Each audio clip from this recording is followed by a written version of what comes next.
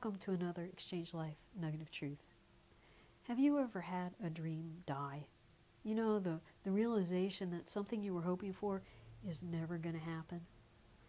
Now, how has that made you feel? Depressed? Despairing? Hopeless? Sad?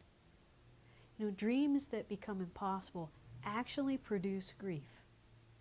And grief, if it's not given over to Jesus, can sink us into depression, despair, and hopelessness. So how should we process dreams that die? Well, first, we have to adjust our thinking from it has to be this way to I'd really would have liked this to happen, but I know going into it there's a whole lot of things I can't control that can prevent it.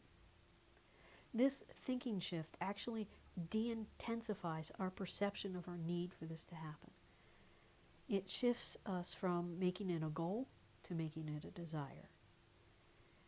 The next thing we have to do is we have to literally give that grief to Jesus, and we do that through prayer. Sometimes it helps people to visualize packing up the grief and handing it over to Jesus. Isaiah 53:4 tells us that Jesus is the only one who can carry our grief and our sorrow. We can't. Our souls were never designed to feel grief, much less carry it. We were designed for love, for joy, for peace, for patience, and all the other positive emotions and fruits of the Spirit. It was sin that introduced grief into this world and into our lives. It was never God's intention for us to feel grief. Beloved, if you're struggling with depression, ask Jesus to show you the root cause. Ask Him to show you if you're clinging to a dream that has died. And whatever He shows you, if He shows you something, release it to Him. Give it over to Him. And then visualize giving your grief to Him. All of it. Let Him clean it out of your hidden chambers.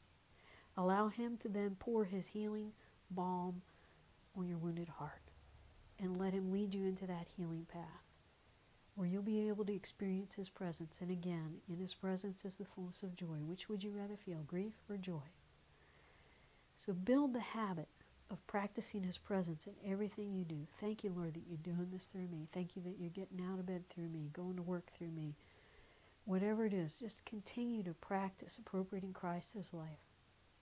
You will grow in your awareness of His presence. His joy will grow in your life. And you'll experience it in its fullness. And that's a whole lot better than feeling the depression. So I hope you'll try this. I hope you'll spend some time in His presence and ask Him to show you where any depression, hopelessness, despair is coming from. Give it over to Him. Allow Him to bring healing. I hope this encourages you this week. I hope you have a blessed week in Jesus.